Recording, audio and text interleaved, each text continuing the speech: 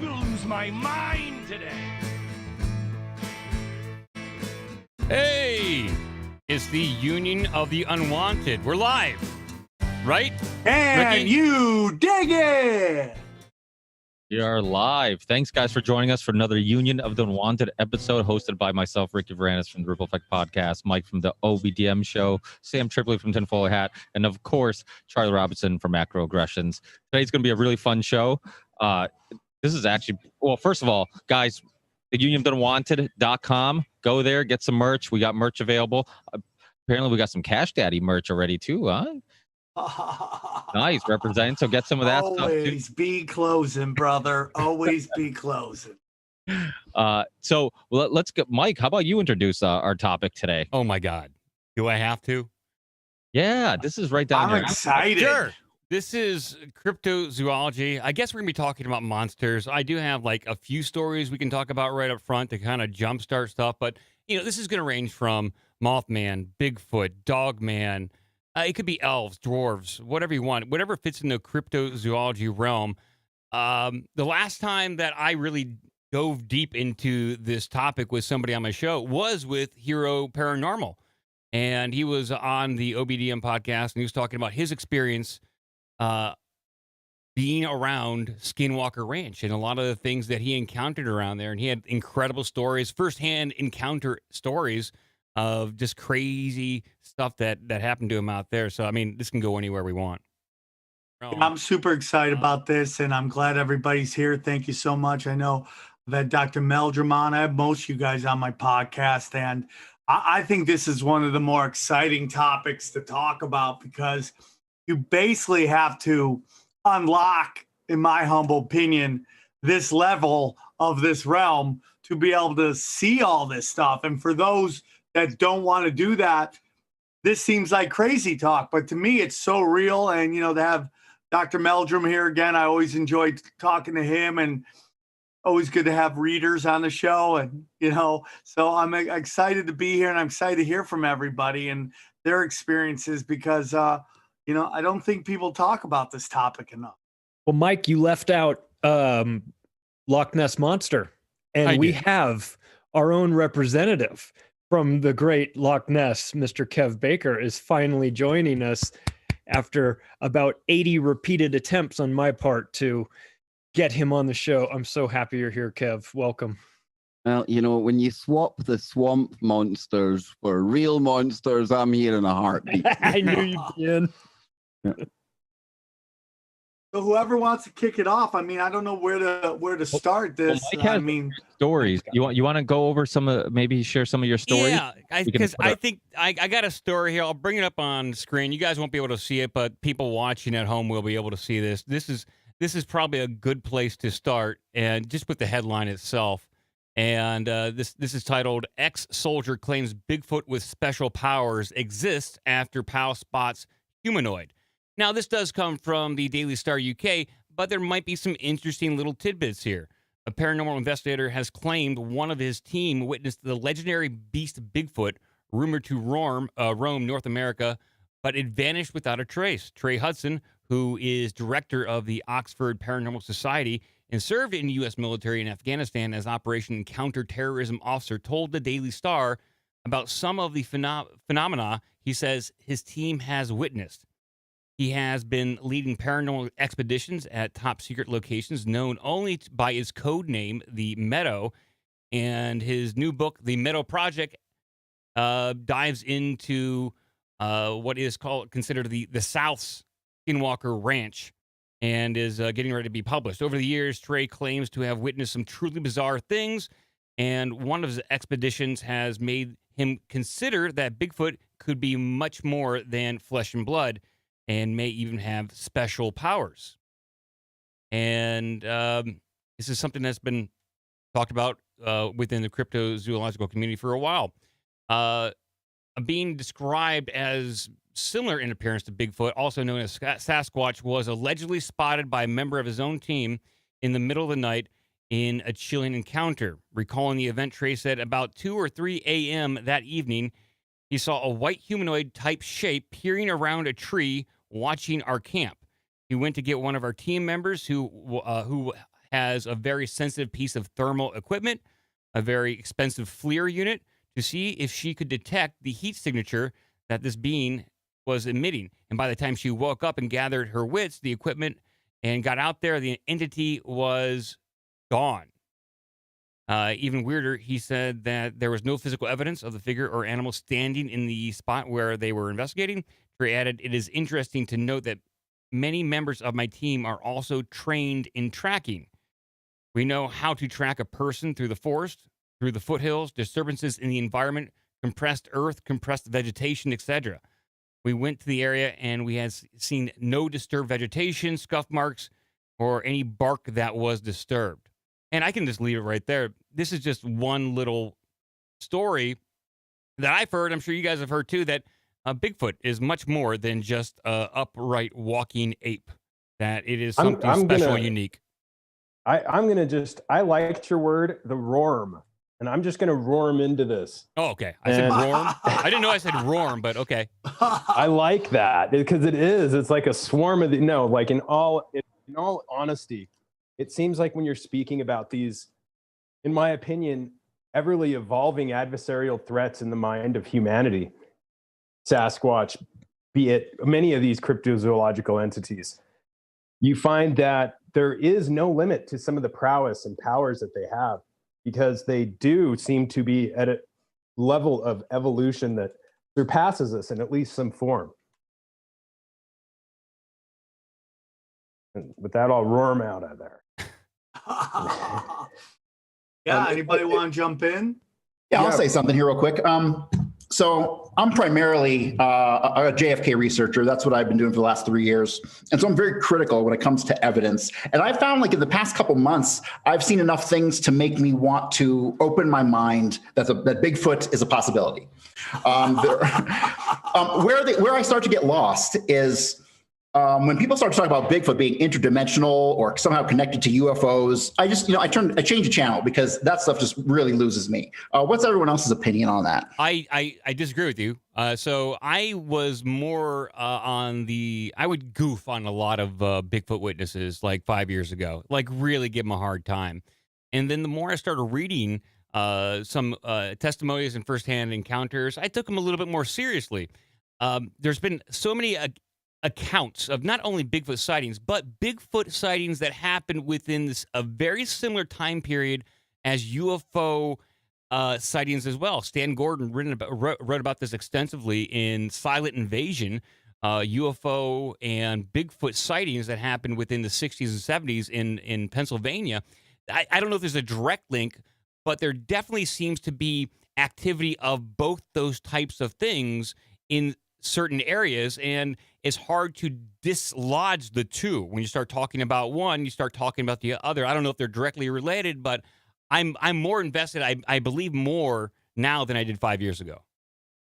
Yeah. I think a guy named Bill Merrill in the 1980s became pretty popular because he was really making that whole lore of the paranormal Sasquatch, like the shape-shifting / portal jumping, UFO riding Sasquatch popular. And he appeared on lots of radio channels. I think he might have wrote a book about these Sasquatch. And in my first documentary I produced, The Unwanted Sasquatch, not Unwanted, we show like a segment from a TV show that was a talk show called Town Hall that was pretty popular in the 1980s. And Bill Merrill was on that talking about how Sasquatch had almost like a TV dial that he could phase himself in and out of our dimension and, the other dimensions that he lived in. And it just sounds like pure science fiction. None of that can be, I think with the UFO study that's actively going on by the Pentagon and civilian researchers like ourselves, and with the Bigfoot / Sasquatch phenomenon, you always get people that come to the forefront that talk about these more paranormal, unquantifiable, unprovable stories. And often they rise in popularity and become, bestsellers when they're making a book or trying to option a screenplay. So you really have to look at what's happening here. Is this like another David Wilcock, Corey Good type thing, or is this something that you can actually track factual accounts of? Are there multiple witnesses? Is there a police report? Was there footprints left at the scene? These are all the sort of things that I like to look for when I'm hearing about these stories. And I didn't have a sec yet to check out the article that Mike was sharing. I want to check that out. But if it has some of that stuff, then it would make it more provable to me. It would make it more interesting. Well, Otherwise, it's a Daily Star article. I doubt it does. It's just it's Highly a jumping off reputable. point. yeah, that's true. And I, in all clarity, I'm not arguing that that's really happening, but I think consciousness of the witnesses may have more to do with the equation than most might think. And much like a mentalist can hold his audience and nearly have complete control over his quote unquote victims, this could be something where they're just outmatched on some level. If I could chime in for a second, really quickly, there's an 1885 New York Times article, which I have pulled up. I have coming up on my show later this week regarding archaeologists finding human bones 3 to 4 times larger than what our skeletal structure is currently. And they also found some other mechanisms with it in Missouri, where these bones were also found that they at the time said, at least in the late 1800s, could not be replicated by current engineers or anything of the sort. So again, it was very quickly covered up after that. Very little was known after the article was written, but I did some digging. It is in their archives, and it was definitely reported back in 1885. So I have a book right here put out by David Paulides called Bigfoot, Wild Man, and Giants. And this is just a collection of articles from newspapers that were put out ranging in the 1860s up until the early 1900s of people encountering wild men before the term Bigfoot was coined. And they're written down. You can read them for yourself in local newspapers. And it was just common folklore back then. Is like almost common knowledge that, hey, there's some hairy dudes in the woods and they'll mess you up, so just be careful. And it's like pretty well documented here. You could say these are all fictitious, but there are literally hundreds in this book, and I think some are absolutely real. Yeah, along those lines, there's a guy named Timothy Renner. He's a Pennsylvania author, and he's written several books along those lines. And there's one book that he called Bigfoot in Pennsylvania, which interests me because I'm in Pennsylvania. And it's a very similar thing. It's called The Hairy Man, The Wild Man. And there's these old newspaper clippings of kids coming back from the woods saying what they saw, and then a bunch of guys going out looking for the thing. Or person, because I guess they didn't really know what it was, but the descriptions of them does seem to fit what we have going on today with people's experiences. So it's interesting that it goes back that far. To add to that, I've been interviewing a guy named Thomas Steenberg, who's written like 3 different books on Bigfoot and Sasquatch history. And when I mentioned to him the skunk ape, or the Florida version of Bigfoot, or some people say it's in Mississippi as well, he's like, oh yeah, like I don't believe that for 1 minute. You think of all these wild, private wild animal zoos that people have down in these parts of the United States. There's like the Tiger King is a perfect example of that. And he believes that the skunk ape is just somebody that has grown tired of taking care of a chimpanzee or some other kind of greater ape that has released it into the wild. And I don't know if that's true, because they're based on the accounts and the sightings throughout history. you'd have to have like more than just a few private owners that had, released their exotic animal into the wild, and people are seeing that.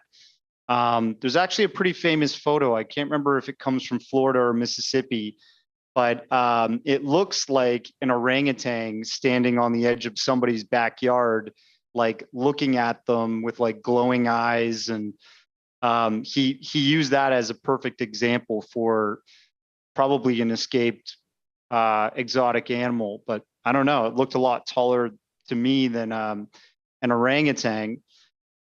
But if you talk about, Mike was talking about this newspaper articles that have been published back in the 1800s of multiple wild man sightings that have happened throughout North America. A really good example of that, a popular one that I've shown in one of my documentaries, is the Jaco Capture that happened in 1880 in northern British Columbia. This happened near Yale, British Columbia, a small town, and a train was stopped on its tracks at night because these people, the conductors, saw what looked like an ape lying across the tracks, and they didn't want to run it over. So they stopped the train, they got out, and this thing woke up and apparently tried to scale the bluff, the rock side that was near this train. And they lassoed it and they captured it and brought it back to Yale. And a doctor named Dr. Hannington examined its body and said it was like nothing he had seen before. It had a hand that was different from ours. Apparently, it didn't have like an opposable thumb. It had 5 fingers that ran in the same direction instead of one being divergent. And it was about 5 feet tall, covered in thick fur from head to toe, and apparently snapped a stick differently because it was super strong. Instead of breaking it like we do by putting it over an edge and cracking it over our leg, it could just twist it and snap it in half. So I listen to reports like that in history, and you got to take note that no one in North America in the 1880s would have had a private collection of wild animals that would suit that account. No gorillas, no greater apes were brought over to North America at this time and point in history. So what was that?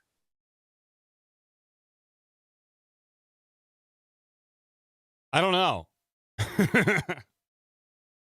And I mean, and also that's people, if you ever hear people say, oh, why haven't we ever captured a Sasquatch? Why haven't we ever captured a Bigfoot? This is a perfect example of a capture that's been reported in history. And there's been many others. It's not just that one, it's just more modern days. We haven't heard of something like this happening. And there could be a reason for that. Maybe more of them have died off than there were in population earlier in our time on North America here. Well, you bring up that it was around 5 foot tall, and there are reports of Bigfoot being upwards of even 9 foot tall in some accounts.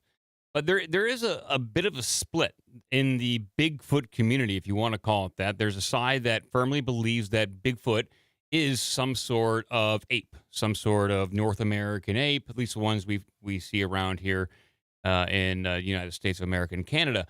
But then there's the other side of the Bigfoot community that believes it is an offshoot of humanity in some way.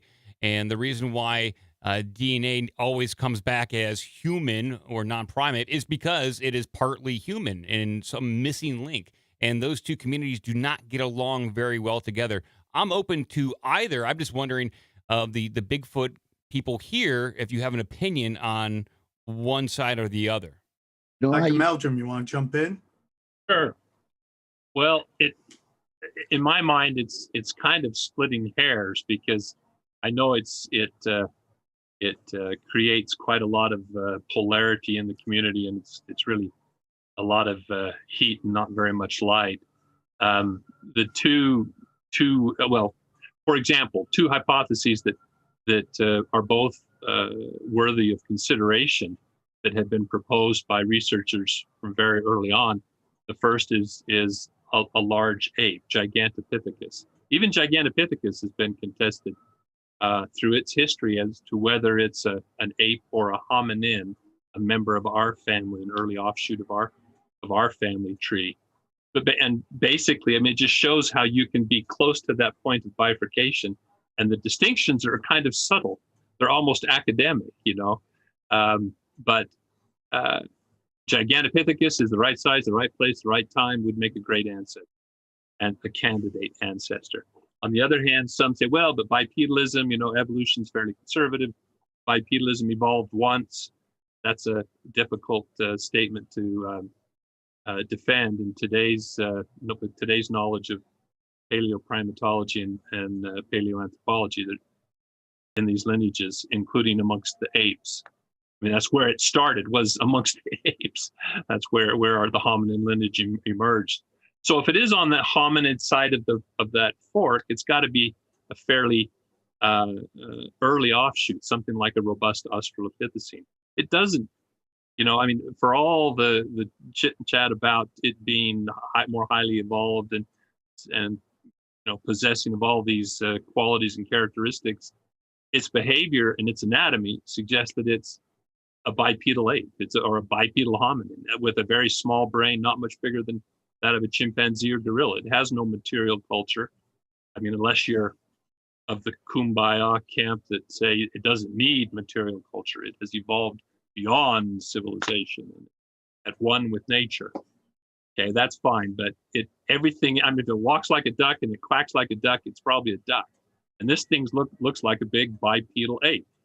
It behaves like it. It has the morphology, the robusticity, the small brain, the lack of material culture, the lack of home bases, lack of complex social structure. So that's kind of the nitty gritty of the split there. My question on Bigfoot in general would be, if the government's aware of Bigfoot and they're suppressing that information, what is the government's rationale, or what would it be for suppressing it? And because I can understand why they would suppress all kinds of things about history and UFOs, but Bigfoot, what kind of impact would it have on society, and why would the government want to actively cover it up? And are they actively covering it up? My personal experience is no. I've not had any inkling that there is an institutional policy or position. My encounters have been at the sort of the mid-management level. So whether it's Fish and Game or U.S. Fish and Wildlife, it's a district manager who doesn't want his reputation sullied or his credibility called into question, or to be challenged how federal or state dollars are being spent. And so, or his personal reputation, that said, his credibility. And I've had multiple experiences where that employees of people like that have shared those experiences. The kibosh has been put on any effort to pursue information or to discuss it publicly from an official position.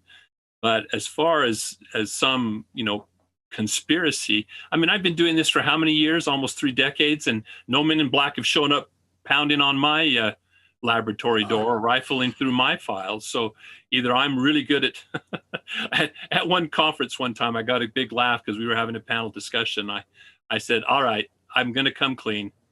I'm a federal agent, and I've been charged with disseminating disinformation. And apparently I've been doing a pretty good job for the past 30 years, because look at you all sitting here listening to me. So, either I'm doing intentionally or unintentionally a good job of keeping people down the, barking up the wrong tree or going down the wrong primrose lane, or the other stories are just conflated. And if there's any motivation, either on a corporate or an institutional, federal level, it would be the only motivation I could possibly see would be the conservation ramifications. It's just like federal agencies in Idaho denied there were native wolves for decades, even though there were. There were repeated sightings. Oh, no, it was just a coyote. Because as soon as they acknowledged there were wolves, they would have to have a management plan. And unless that was a funded mandate, that meant resources from other projects would be siphoned off in order to meet the needs of a management program for wolves. So it was only after a court case when wolves had been reintroduced in Idaho, and there was a court challenge, and the federal court said, no, this was done improperly. You need to get those wolves back out of there. Oh, well, it's going to be tough to separate the introduced wolves from the native wolves because they were there all along. If Those kind of, I was just going to say, those kind of things are a possibility. If I could ask to those that are such as yourself that are experts on this, what do you think the reaction would be to society as a whole with Bigfoot, say some type of acknowledgement relative to extraterrestrials in terms of mass panic or, you know, certain things like this? Do you think there's a difference or people would react similarly? Well, I mean, I like to compare it to the narrative of the discovery of the gorilla. You know, that was a very threatening announcement to some people's belief system. And I've had some fundamentalist Christians who come up to me and said, no, you know, Sasquatch, the whole thing of Sasquatch is just a conspiracy to undermine religious belief in creation. And so there are some people who might react that way. But for most people, it's, you know, once that evolution of perception proceeds, it's remarkably similar. You know, you've got these stories of these mythical folkloric creatures. Then you get these man-like monster tales. You know, it's the most, Barnum, P.T. Barnum bills Gargantua as the most ferocious creature on the face of the planet. And then that ferocious creature is selling war bonds. And he becomes the poster child of the imperiled status of the tropical forests, you know, and we have Coco the gorilla admonishing us to take care of the planet, you know. So I could foresee the same kind of cycle of public opinion when it comes. I mean, we've already been through through several of those steps with Sasquatch already. We're well down that pike, and sure there would be some adjustments. It wouldn't rewrite the history or the science text at all. It would just add a footnote, really. No one's going to care unless Bigfoot says something fucked up on Twitter 10 years ago. Then they'll get outraged. But pretty much I think the response will be the same as when the New York Times wrote the article about UAPs. It's kind of very tepid, very interesting to people like us. But by and large, the public was going like, well, what else is on Netflix? When's the next UFC fight? Yeah. So I got a question for you, Dr. Meldrum. You were saying that, you know, in science, it's acknowledged that bipedalism can only happen once in evolution. But bipedalism can be learned, right? Because you look at the example of Louis the gorilla, who's been living in Philadelphia Zoo for some years now. And he walks on his, walks bipedally everywhere. And he learned that from his father. Right. Like his father was the only other gorilla that walked like that and died. And now Lewis is the only gorilla that walks like that. So it's like, can we say, if we're seeing this hairy upright ape that's walking around on its, hind legs all around North America, could this be possibly something that's learned from other Sasquatch if they are existing in sort of some kind of tribal community? Well, in the science, we refer to either facultative or habitual bipedalism. Facultative, your dog can facultatively hop around bipedally, but it doesn't have the morphology to allow it to habitually employ that means of posture and locomotion. There are other gorillas. Another real famous one is Ambam at the London Zoo, and he and his sister both stand up quite adeptly and walk around, even when they're not carrying things. They just stroll around on their hind limbs. But they have the pelvis and the lower back and the limb proportions, the hips and knees and ankles of a knuckle walking quadruped, but they can stand up just as we can get down on all fours, facultatively. We're certainly not adapted well for it, but everything. I mean, if we can take the Patterson-Gimlin film and so many details reported by eyewitnesses as a benchmark. What you see on that film is adapted to bipedalism. It has the pelvic shape, the upright stance, the position of its head relative to its spine, and limb proportions of a biped. But the notion, and it's a rather antiquated notion that really the old school. I mean, it's just like back when I was a student, it was hammered in. Evolution is one way. You can't reverse an adaptation. Well, that's malarkey. You can you can mutate a gene that turns off a process, and it may only take one single chance mutation to flip that switch back on, and all the hardwiring is already still there, and boom, that trait reappears. We see that with atavistic traits, suppressed traits that suddenly reemerge because they've been released. And so our ideas about evolution are very different. And the notion of convergence on a similar solution to a similar challenge from different starting points, or in this case, from very close starting points. So it's not really so amazing. But there are examples, multiple examples now of other mice and so on. So the argument that, well, since Sasquatch is bipedal, it must be a close human relative. That's one argument. That's one hypothesis.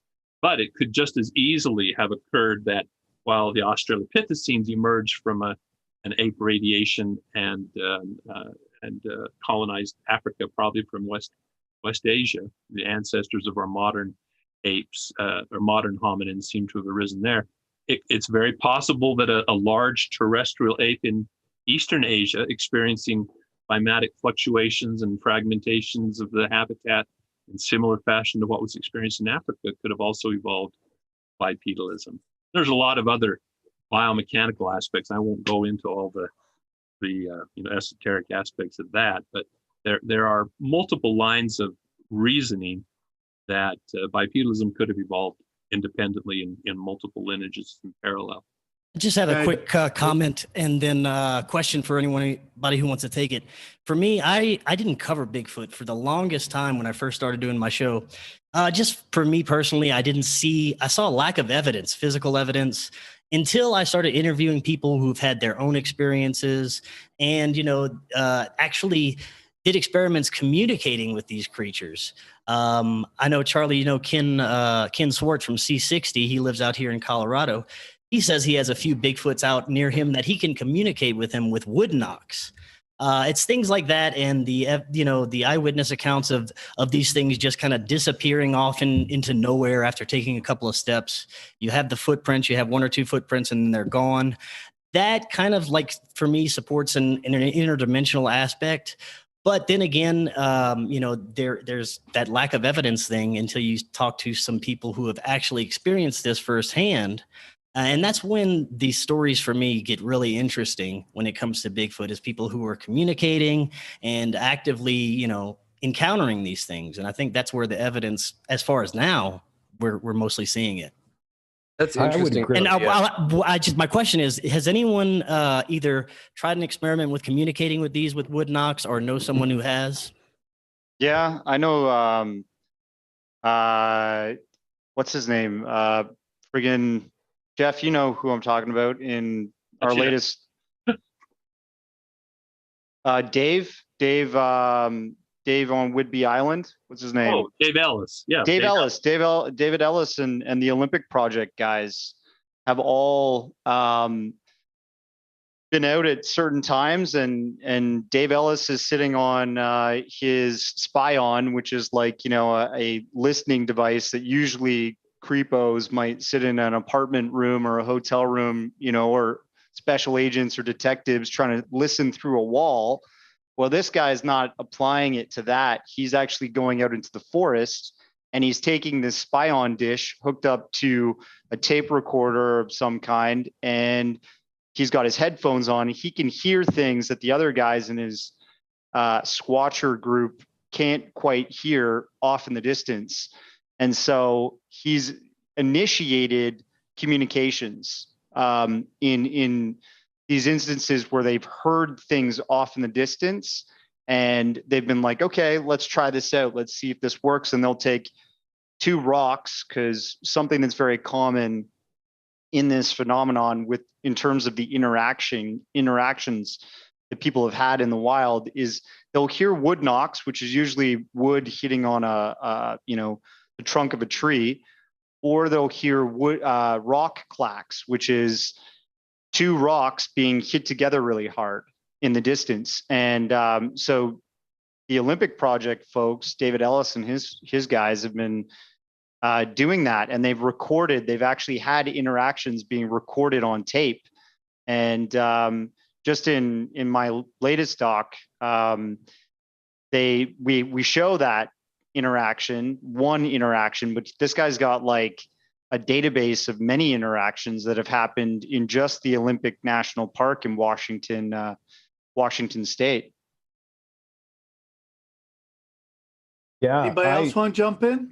I'm glad Chris mentioned the footprints disappearing, the wood knocks, etc. I think it's a very real glimpse into that fray that Tim Renner and Cutchin offered with their book, and I'm glad somebody mentioned that as well. That fray into the Bigfoot community that we're sort of discussing, and Dr. Meldrum, such a true statement about the wolves and entering into that same sort of deception. Isn't it possible to kind of go back for a moment that the upright evolution is quite Darwinist and, in a matter of fact, a sort of a deception in a way in the dominance alone, and enough to really, the first in each group to do that, I would argue, would be the more dominant. Bringing in the trickster and the Darwinist deception. And I would also argue that we as human beings are quite, deceptive, wearing makeup, clothing, driving cars, and tantalizing jewelry to appear to be things we are not. I don't know.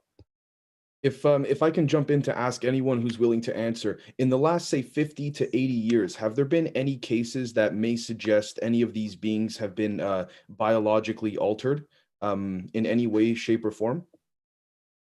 You mean like they're products of experimentation? Sorry, genetically. My apologies. Yes. I just talked to a guy, and granted, take it for what it is. My show is people coming forward and sharing their experiences. So they come forward, they come on the show, and they talk to me about what they've been through. And I don't want to go off on how I conduct myself, but I just talked to a guy. I think it was Monday last week, and he was stationed on Nellis Air Force Base, Area 2. And he said that when he was there was a lot of fishy areas of the base. There was a lot of interesting areas that you weren't allowed to go to. For instance, there was a building there that was a glass building. You really didn't see people going in and out a whole lot, but they were always there was always somebody coming out, but not a whole lot of people going in. The way he talked about it was like there was some kind of, he thought, underground system that they could kind of walk around and stuff. But there was a building that I think he said it was his father-in-law was stationed there as well, and was also one of the main engineers of building a certain type of building that was meant to keep something in. And apparently something broke out. And so his father-in-law was called in the middle of the night, and they told him that some vehicle drove through the gates. And so when he got there, the gates were bent out though. And so he's like, was the vehicle on the inside? And they're like, no. And he's like, well, how'd the gates get bent out? And so it gives this idea that building that he helped engineer and secure was meant to secure something on the inside. And there was these rumors of this hybrid creature that they were experimenting on there and stuff. And I don't remember all the details of it and stuff, but it wasn't Bigfoot. It was something else that they were working on. I think it was like supposedly a mixture of cat and human or something like that. Thank you. I think the other thing to keep in mind too, like I remember Grant Cameron was on a few years back, and he was talking about the government wanting to disclose this portal research. And I don't know if it's disinformation or not, but he had recordings of, I think it might have been Kit Green. I don't know if Mike or anybody probably knows more about this, but kind of like the official Weird Desk talking about portals and this thing. So that's why I like to keep the high strangeness part in mind too. I think it's like most of these other mysteries that we're interested in Grimerica, whatever. I think it's all of the above in a way. It's a bit of everything, you know? Sorry, you go ahead, whoever wants to. Well, I have a question for the group. Does anybody know the role of the Smithsonian in keeping a lot of this information sort of buried? Because I've heard for a long, long time that institution is not to be trusted, that there's a whole lot of actual history and records and things that they have suppressed. So I wonder, does any, and this isn't limited to Bigfoot, of course, this is any of these unusual creatures. I mean, does anybody know about the role of institutions like the Smithsonian and the London Museum, and I'm sure the Egyptian Museum, of keeping some artifacts suppressed and away from us that have to deal with these types of creatures? Well, if I could say, I think personally, I do have some data to suggest that they are covering up many different things, whether it's, certain types of humanoids we're not familiar with, or extraterrestrials, or you name it. But if I could chime in and say quickly, I think the disk theory, distributive idea suppression complex, as coined by Eric Weinstein, I think that's a great example of what's going on here, because I think the Smithsonian is one of many of those institutions that any type of proposal or finding that is not in line with, the mainstream way of thinking gets hidden away very easily. So I would just to add to your point, I would dare to say that the Smithsonian is at the helm of that. I don't know if it's at the top, but I would say certainly if you look at a lot of the big time donors and what have you, and there's some evidence to suggest that some money that has been donated has, very quietly disappeared in similar stances, like the way that it has in the Pentagon in those cases. So again, I don't have the answer, but if I could add, then that's what I've been finding so far. Carly, it's not just the Smithsonian that does this. I mean, all the way down under as well. I had a couple of guests on, they were talking about skulls, and from what I've seen, these were very out of place skulls altogether. So the government came in there, they hid it away. You've also, when it comes to the whole Bigfoot thing, I used to think it was kind of physical over supernatural. But then you look at all the way around the world, you'd have to think by now, logically, we would have some kind of physical evidence, right? But at the same time, Carl Sagan said, absence of evidence isn't evidence of absence. So I have to go with, can't remember the guy's name from Grimerica there, but the high strangeness aspect of this. I don't think there's any one answer fits all of these cases when it comes to Bigfoot or any of these other cryptids out there. I think it could be a whole host of things that we just don't understand in many cases, And obviously, whether it's America, Britain, down under, there's going to be a rush to hide anything that might call into question the official narrative of who we are, where we come from, and what the hell's going on here, Yeah, I mean, I tend to agree with this. Like in my first doc, I'll keep mentioning my doc. Sorry, guys, you're gonna get sick and tired of me saying this, but in the Unwanted Sasquatch, actually, Dr. Meldrum disagreed with me putting this one photo in near the end of the documentary when one of the speakers, who was John Green, who's now passed, he mentions that he's been engaging with the mainstream scientific community his whole life. He said he'd been studying Bigfoot or Sasquatch for over 40 years. And the mainstream scientific institutions never took him seriously, never admitted to conducting any study about them.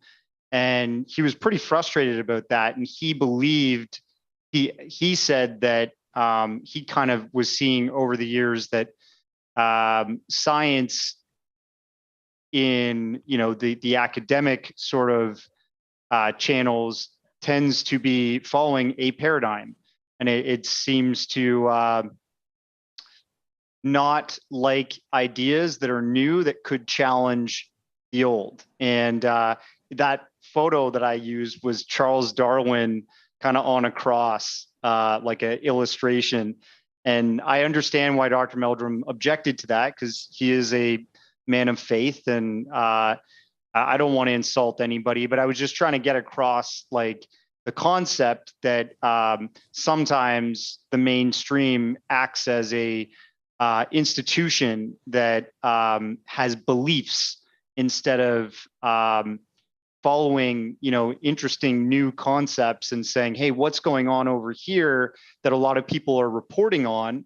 It may be on the fringe, but when you still have thousands of people reporting the same thing, these upright, hairy, ape-like, not man, but something else, if the volume of reports are there, and we have hair samples and we have footprints being left, all, for a vast majority of the sightings there's lots of footprints, and Dr. Meldrum's study on the footprints has been extensive. He seems to think it comes from something that's not us.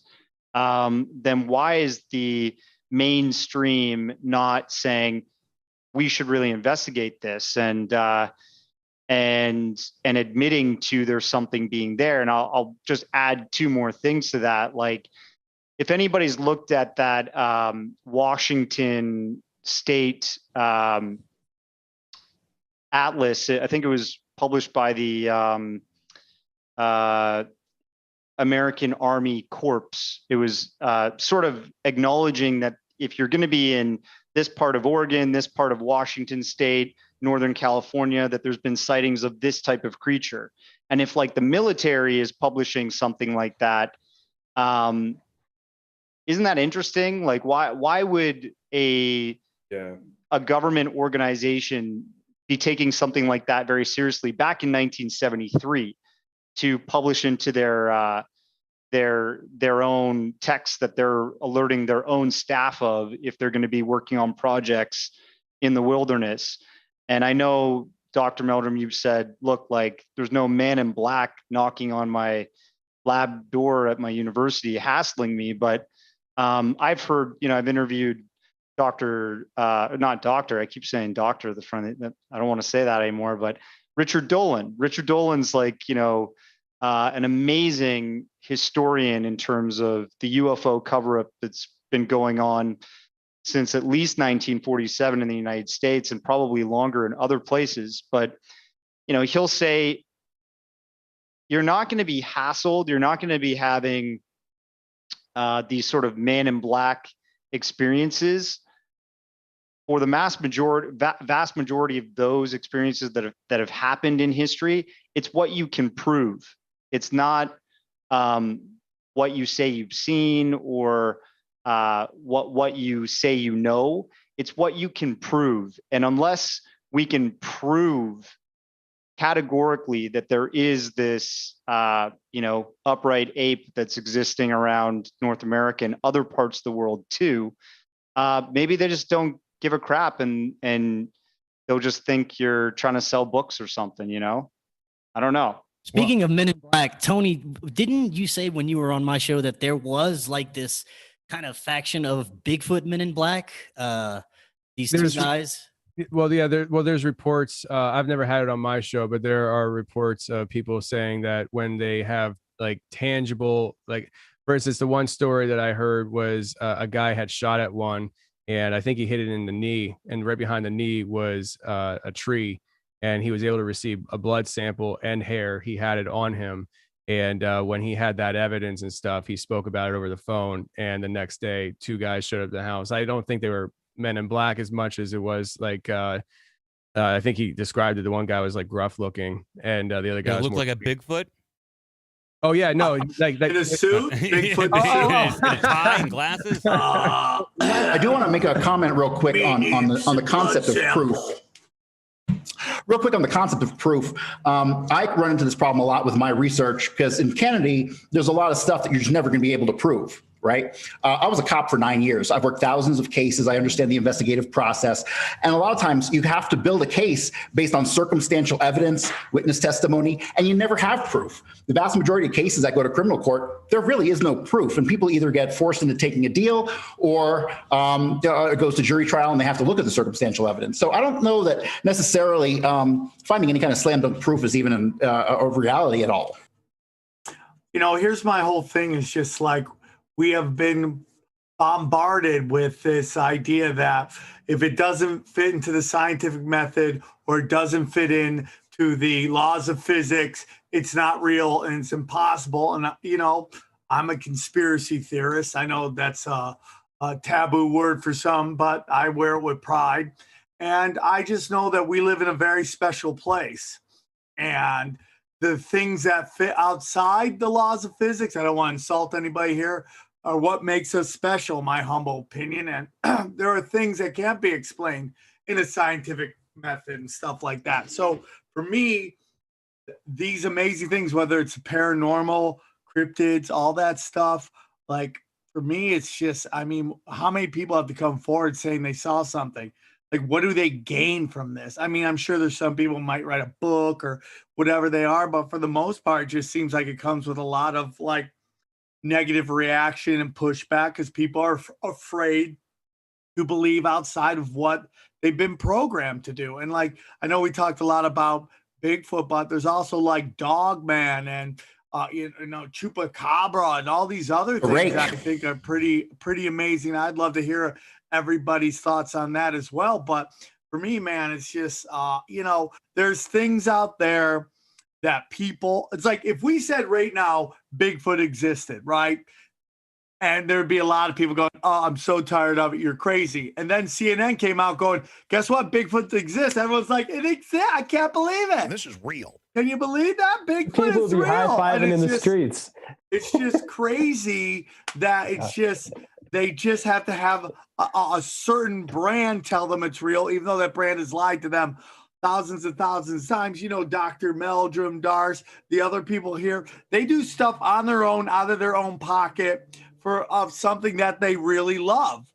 Yet these people who make tons of money from giant corporations over and over again to push a certain narrative, well, they're seen as true of art and intent, which I have no clue how that works. As a stand-up comedian, we are constantly being censored. And I think the groups that get censored the most are stand-up comics and YouTube creators, because we can create stuff for nothing. We don't need bank money or anything like that. And I'm sure with your guys' books and your docs, it's the same thing. You generate your own money to invest into your projects, and they really, really hate that. So we get censored a lot, and we get picked on, and we get told that we're just crazy people. And for me, that means we're onto something. So whether it's whatever cryptids, I without a doubt, with the amount of time and effort that I know everybody on here has put in to study this stuff, I have to believe that there's something more out there. And I do believe we live in a very special place that's a lot more interesting than we believe. And for me, it's like Super Mario, right? Super Mario goes from Donkey Kong, but you know, there's Super Mario Kart out there, and he doesn't get there until he starts opening his eyes and believing in a lot more stuff. So sorry to get weird right there, but that's my opinion. No, you mentioned the Men in Black, and you know, what are the Men in Black? Because for me, they're like a paranormal topic all into themselves. You know, you get this image of them being G-men from the government, but come on, let's be serious. You know, turning up to Bigfoot sightings, and what would be the point? Then you look at the work of John Keel, and he was like the rock star of the paranormal world back in the day, and he's more famous for the whole Mothman thing. But when you get into the accounts of the Men in Black, and I'm sure Midnight Mike, he'll be able to add to this, they in themselves, there's something kind of non-human about them. Some of them act out of place. It's just total weirdness. What, Mike, would you agree with that? That they themselves, in some instances, are paranormal? If the accounts are to be believed, and you believe the witnesses, and they've gone on record, the accounts of Men in Black, they started off as what people would consider an intelligence group, or some squadron of an intelligence group, probably Air Force, to go and intimidate witnesses. And then over time, it seemed to have morphed into a hybrid paranormal interaction, and it's like almost poltergeist interaction when you start to talk about them or start to act in a way with intention to expose the secret around UFO topic particularly. And then then that Men in Black would manifest and try to ruin your life. There seems to be a correlation with these fantastic ideas, whether it's Bigfoot, Dogman, the Beast of Bray Road, Mothman. It's almost like once that topic has your attention, other things start to be factored in. For instance, the investigation that happened at the Beast of Bray Road, I believe up in Michigan, there was accounts of this upright walking wolf-like creature. By all accounts, probably this is called a werewolf man or like a wolf man walking around terrorizing sheep, raiding goats. Yeah, an Armenian, crazy Armenian. But it was investigated by the local officials, the wildlife people. You had the police department investigating it. And these people went on record stating that when they were investigating this stuff, they were miles away in their own office. When they were talking about investigating the Dogman, paranormal stuff started happening. Books moving, things moving around their area, books flipping open, being pushed on the floor. So it's like when they started to address these weird things, it started to recognize what they were doing and act towards them. Really quick, if I could, thanks for having us on, guys. I know I joined a little bit late. Tried to keep my thought process on this without losing it. Really quick, I'm going to go back to what Charlie asked about the Smithsonian. I had first heard about the Smithsonian covering up stuff probably back in 2005. Now, what I had heard from it was from a creationist who had talked about a story where they had dug up giant skeletons, I believe in Arizona, and had sent them to the Smithsonian, and the Smithsonian said they lost them, and because it did not. That was during the gold rush, right? I believe it was 1881, if I remember it correctly. And then shortly after that, a couple of brothers found one, a pair of them, not far away. Now, granted, I don't trust Google. I don't trust any of the things that you can really find on there, but just kind of hitting a few points that was mentioned in between Charlie's question, and that was pushing a narrative, and then also the frequency of events supporting a lack of evidence. You can look up Smithsonian giants. That's it. And you can find tons and tons of articles of this idea that for years and years and years on end, they have been sent different archaeological dig findings that have been misplaced, have been destroyed, including but not limited to the Smithsonian admitting to having lost or destroyed some because they didn't have a place for it in the museum. So just to go back to what Charlie was saying, I have heard that as well. I don't know if any of the rest of you have, but you can definitely, there's a lot out there on the Smithsonian covering up a lot of evidence and different weird ideas that I think a lot of people probably haven't heard of because it didn't get submitted. Hey Ben, do you know, is there a Indiana Jones type warehouse somewhere out there with artifacts in it? I don't know. I'd go to it though. Yeah, it's called the Vatican. Area 51. No, but like, you know, going back to, I know we've talked about Men in Black a couple times already, but just like in terms of what that concept to me is just censorship. You know, every time you hear about a story where if it's a plainclothes officer, you know, like somebody in black with a black hat, black shades coming to intimidate a witness or a contactee or somebody that has a piece of evidence to prove their story, or just an actual Air Force officer. Like we listened to the case of Westall 66 that happened in 1966 in Melbourne, Australia. This mass daylight sighting happened. Over 200 people saw possibly one or two discs that were flying over a elementary school and a high school. And a science teacher got involved with, you know, encouraging his kids to go outside. And then the news reported on it. throughout, that month. And this teacher allowed himself to be interviewed by the, I don't know, Melbourne Gazette or something like that. And when he did this interview, the next day, he was visited by the Australian Air Force, 2 personnel from there. And he had not a man in black experience, but he had a suppression experience, which was fear and intimidation. They said to him, look, like, there's no such thing as UFOs, man. Stop talking about it. And if you want to continue talking about it, you'll never teach in this country again. And he shut his mouth until James Fox just released The Phenomenon, which is a really cool documentary.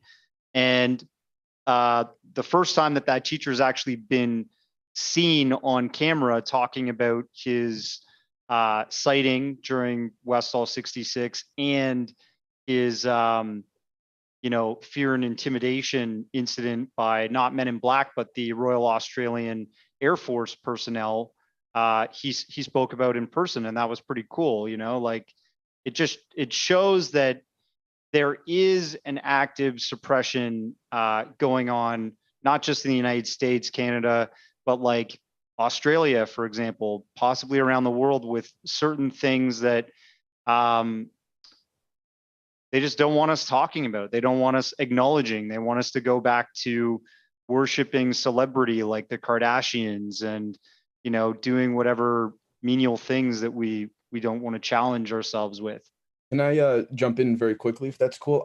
My research that I've been doing over the past handful of months has found, and again, I could be wrong, this is just what I found personally, but the suppression of it all has gone from direct intimidation, such as, for whether it's UFOs, Bigfoot, the Air Force, you name it, and regardless of the country, it's gone from direct intimidation most of the time because, it's a lot more difficult to get away with certain things in the public level, more to subtle suppression. And what I mean by that is this, in the sense that these type of people will create disinformation, not about the actual topic that you're trying to discuss, but to the extent in which the masses will believe in that topic. So Richard Doty. Right. So for example, very, very quickly, Gary McKinnon back in 2001 or 2002 hacked into NASA, the Pentagon, you name it. And long story short, he found a bunch of files that are, debatable as to whether or not it proves the existence of a secret space program, for example. But the point I'm trying to make here is that the US wanted to extradite him back to the States to stand trial. But one of the reasons why Mr. McKinnon, who lives in the United Kingdom, is still a free man today, at least in the UK, is because if he were to be extradited, what would happen is that he would have to testify in court in front of a jury, in front of a judge, as to what he saw when he hacked into the NASA and Pentagon system, right? The judge would have then said, okay, under the Freedom of Information Act, the Pentagon, CIA, you name it, the judge would then say, all right, you have to then corroborate this. And it would actually end up shooting the US in the foot, metaphorically. Because now what would happen is that the evidence that was never there now becomes there, in the sense of sometimes you have to look for what isn't there. And if Gary McKinnon's testimony were to line up with the files that would, arguably be forced to be released, unless they, just claim they lost it, so quote unquote, then it would have proven Gary McKinnon correct. And what I'm trying to say overall is that, again, it's more about the disinformation angle. I think regardless if it's Bigfoot, UFOs, you name it, the Men in Black showing up at your door is not nearly as common for a multitude of reasons. But I think to chime in where I can with actual proof of Men in Black and bringing in the space agency that is a very real space agency. In every account of Navajo Rangers, almost every account of Navajo Rangers showing up to many of their sightings, which would include Sasquatch and dogmen, things of this nature, prior to them arriving, almost without, this is with extreme frequency, was BASS agents, which was basically the renamed National Institute of Discovery Science. And you end up with these different groups that just keep changing names. And it's like a constant shuffleboard.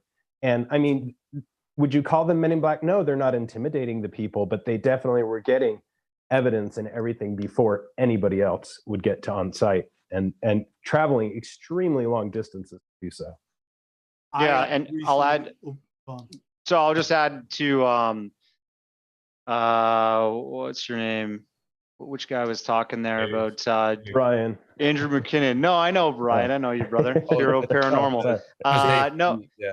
Yeah, no. So with Gary McKinnon, I think what saved his ass from not being extradited to, the United States and possibly Guantanamo Bay was the fact that he suffers or is autistic. He's on the autistic spectrum, and Theresa May officially denied his extradition from the UK to the United States because it would have been a civil rights issue, would have been a human rights issue, because this happened when he was in his early 20s. He has also OCD. He kind of suffers from OCD, and he was obsessed about getting into these servers. And I don't discount that he probably saw some evidence of a secret space program.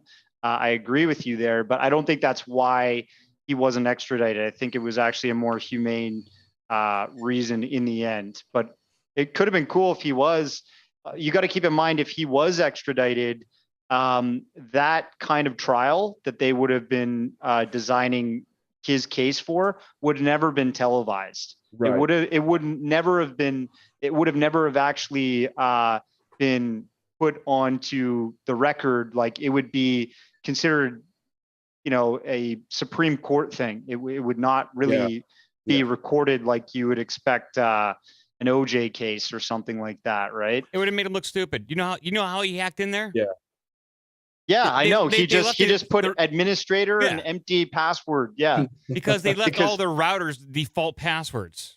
Well, no, I used to work in IT, and I know that whenever you create a new server or you create a new computer, you set up a new computer. Back in the day, especially, he did this back in Windows, probably XP days, and the servers would have been like Windows Server 2000. They always have a default administrator account that if you are logging into, if you want to log out of your user account and go to the highest level default user administrator account to make changes overall to all the user accounts on the computer, you can just literally log out, type in / and then administrator and hit enter, because the administrator account used to not come loaded with a password. And so it was prone to hacking. And he had an application that he was running that he would find out all of the IP addresses for, Jet Propulsion Lounge's servers, for example, and he would run this application against all those IPs, and this application would really quickly try and log in with that / administrator blank password account, and he got into many in that way.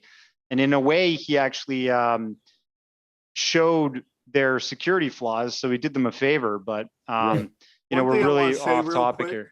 That's a good bit of I want to say something real quick, is that these government agencies don't always come as blatant men in black. We have seen forever that we have agents of chaos that show up, and they show up in different forms. Sometimes they're friends, sometimes they're employees, sometimes they're saying they're coming to understand your research. I just had a gentleman on named Ryan Bloodsoe, whose family went through a lot of stuff with UFO sightings, and the CIA, and they did not come in the form. They didn't always come in the form of men in suits. They came in the form of people who were there to want to understand, and misinformation agents. And I just think we have to understand that it was this game is kind of crazy. Like, controlling what we believe is very paramount to these people, these masters of mankind. They want us to believe we're just speck of shits on a rock hurling through space, and we got one shot at this. And if we don't listen to them, we're gonna die early, and that's our only run. And they it's all scarcity, and it's all about leveraging death against the scarcity of life. And It's all that stuff. And when we talk about these things, whether you believe that they are just animals or you believe that they are interdimensional, they are something in which for some reason a lot of people would not want us to know about. That doesn't always mean that the government is actively doing it, but they also could be doing that. We just don't know it. Sometimes it's not as blatant as you see in the movie sometimes. Real quick, I'm going to recommend this book just real quick. This is called the Giants Who Ruled America, The Missing Skeletons and the Great Smithsonian Cover-Up. It goes back to, so what we're talking about, the curation of information and the Smithsonian, it goes back to the early 1900s and the Powell Doctrine. You guys can look that up. It's all has to do with manifest destiny and religion and hurt feelings. So that's all I'll say on that. Great book. Wait, Mike, you brought up David Paulides at the starting of the podcast, and I'm curious. I don't think I've asked Dr. Meldrum much about this before, but what's your stance on David Paulides, Dr. Meldrum? Because he published, Missing 411, and in one of those books, he references a story which, he's a former police detective, and he did some research, in-depth research on a case where a couple's child went missing in a national park one day. They were having like a group family picnic. The kids were playing hide and go seek. The kid went missing pretty much immediately.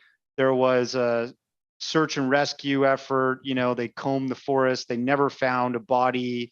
And apparently an FBI agent got involved in that case, and this guy was deeply disturbed from everything. And in David Paulides' account, the FBI agent committed suicide for guilt of some kind. And apparently there was like a Green Beret military exercise the very next day in that forest where this kid went missing. And there were other hikers and stuff in this national park the same day the kid went missing. And one couple recognized an event during the midday that they heard a scream up on like this rock ledge, and they looked up and saw what looked like an upright, like ape-like thing carrying a kid with a yellow t-shirt on its shoulder running like off into the forest. And you hear things like this, and then a military exercise just mysteriously being scrambled to go into the forest that next day. Do you think that there's like any military acknowledgement? And when you hear about stories like David Paulides, do you think he's just trying to fictionalize and make something more scary about the Bigfoot or Sasquatch phenomenon? Or do you think there might be some legs to these accounts, especially when a couple's kid, never got found in this case? Darcy's trying to start fights here. Yeah. Oh, no. Well, not on my account, I hope. But, oh, hell no. I'm not. Yeah, David and I don't always see eye to eye on things, both topically and personal behavior issues, but of treating other people. But he is very fastidious about not. I would be surprised if he had an account in any of his books that actually pointed a finger at a Sasquatch-like figure involved in any one of his abduction or missing person, not abduction, but missing persons accounts. Because he, one time I made an off-the-cuff remark about missing children, for example, and made reference to one of his books. Boy, he came after me first privately and made it very clear that that he went to great lengths not to draw any conclusions. And that allows him to play it both ways. He speaks more frequently at MUFON conferences than he does at Bigfoot conferences anymore, because he plays the alien abduction angle on those stories. The stories are interesting, and I honestly, I've not read his books, but I've sat through his presentations where he has described the narrative of some of these accounts in excruciating detail, and they're fascinating. They're interesting to the extent that he's reporting the circumstances accurately. I don't know what to say. I honestly don't think they could all be attributed to Sasquatch, snatching children, even though culturally that's a very common theme amongst both indigenous descriptions and otherwise about the behavior of Sasquatch. I mean, here in Idaho, one of the names is the Soavich, which is the eater of children, and cannibalism and child and woman abductions are a very common theme throughout Sasquatch lore. So on the side of the military, again, I think it boils down to more to just the not an institutional policy or posture, but the stories that come back to me are like soldiers that are out on training maneuvers, and their mentor tells them to watch your step. If you see one of these things, do not engage. I've heard stories from soldiers who were on guard duty in military bases who were told by their commanding officer, their supervisor, they're directly above them. Again, you're new to this region. You might see something out there walking on two legs. Do not engage it. They're out there, and just leave them be. There's just that attitude that you discover so many times when you go into a local region and you get acquainted with the locals themselves, and for them it's just part of the landscape. It's a given. I mean, I always think back to one quick story. Dr. Bindernail, just a short one, was up investigating an account on the I think it was the Hoh. Well, maybe no, it was in Canada, so it wasn't the whole reservation, but it was a reservation. There was a sighting, and there were some footprints that had been reported, and he was out on the trail looking for evidence and trying to follow up, and happened upon a group of teenage kids, members of the tribe, and chatting them up, talking about, and he was asking them what they had seen. They said, "Oh yeah, we saw the footprints." And he said, "Well, did you take pictures?" I mean, what any scientist would immediately think to do, you document your evidence, right? And they all just kind of looked at each other and they started laughing. They go, "Well, why would we do that?" It didn't even occur to them that would be a priority, would be to take a picture of these footprints, And so there's something to be said about the attitude and the mindset. For these people, it's just there. It's just part of the worldview. And we place this inordinate significance because we're so fixated, we're so obsessed with this topic that and taking notes and collecting data and all this. And to some people, it's like, why would you bother with that?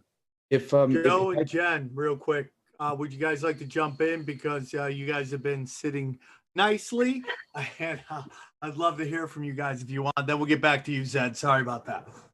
Yeah, I just had a question for Tony. I was telling Sam I'm so used to just listening to all you guys, I forgot I could actually talk to you. I had a question for Tony, maybe for Jeff too.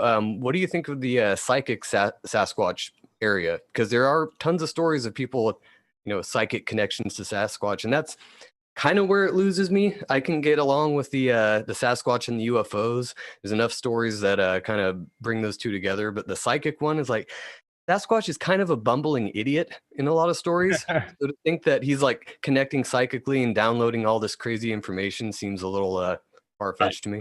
Yeah, I mean, when I first started hearing about that was, I would say 2014, 2015, when I first started looking into the Bigfoot topic. And it was almost enough for me to stop doing everything that I do. I was like, what is going on here? Because when I first started looking into Bigfoot, I mean, granted, my opinion has changed a lot. And certainly me and Dr. Meldrum, look at things a little differently. But I definitely was like, this is just a hairy monkey in the woods. And that's why I started the Facebook group I started. I was like, I'm going to go find this freaking thing and just whatever. It's going to be easy. It wasn't easy.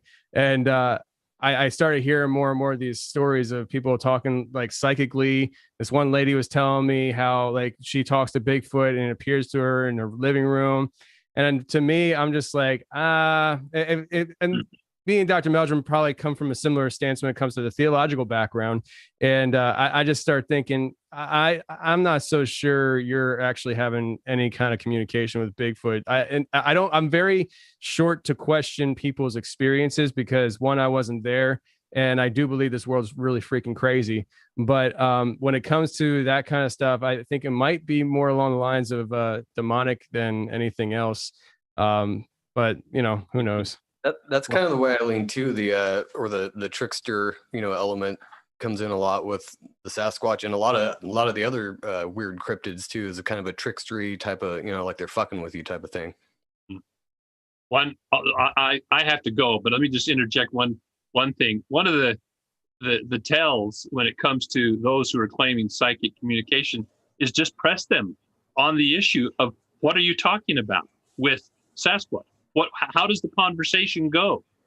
And either one, they fall flat on their face and they can't give any coherent response, or two, you get this extremely elaborate. I mean, like the Matthew Johnson, Darcy, you get this elaborate whole storyline about this entire, Atlantean race type thing or Pleiadian race, and he's been chosen as the spokesman. And they're about to enter and usher in a new era. I mean, it's all the age of Aquarius kind of mumbo jumbo, but it's either or. There's no in between. There's no just, like a conversation with Coco the gorilla where, are you having a nice day? And where do ducks go when they die? And do you want a new kitten? But I mean, at least there's a conversation where there's thoughts exchanged between the two parties involved. But I had what he had for dinner or anything like that. Yeah. I had a psychic in my lab here. She came and sought me out, and she was telling me she could tune into these different groups in different states or even on the other side of the world. And I asked her that. I just point blank said, "Well, what's he saying? What's the conversation like?" It becomes the kumbaya around the campfire, peace and goodwill. It sounds like you'd think you'd gone to a Miss America beauty contest. The question just falls flat. Anyway, it's been interesting and fun, but I have to leave, I'm afraid. So take care. Thank you, Dr. Meldrum. Hey guys, I have to leave as well. Thank you guys for having me on. I just wanted to say, Charlie and Corey, this summer we need to have a Bigfoot expedition in the mountains. Yes. Go find this fucker. Yes. All right. Good luck. Have fun. Tell us how it goes. We're going to need some provisions, though. Yeah. Provisions. Good luck on that. See, here's my whole opinion on the whole thing. Is like, when you're talking about this stuff, I get a little weird when we don't understand how people can't believe us, and then we're so quick to dismiss what other people think. And the truth of the matter is, when it comes to this thing, and this is no disrespect to anybody who was on the show, but I mean, we are there is no handbook for this, that what is right and what is wrong. So whatever it is, it could be more than we ever believed. It could be completely nothing. I mean, we don't know. We're only talking about. So when someone says they could have a psychic thing, if we're talking realms and we're talking dimensions and this guy's in it, why couldn't he talk to us? I've had people who had UFO experiences and they were like, I never for 1 second thought about grabbing my phone. It just didn't let me. It is something that did not pop into my head, was to sit here and think to grab my phone. So we don't know why we say that all the time. Why do you grab your phone? If we're going to entertain the notion that these are beings of a higher evolution, they could have like, no, don't grab that phone. That's not the picture you want to take. That's not the picture, right? So we don't know what the answer is. So I get very worried when we start dismissing everything that doesn't make us feel comfortable. Because I think a topic like this is something for people who don't have black belts in this uncomfortable. If I could, oh, sorry.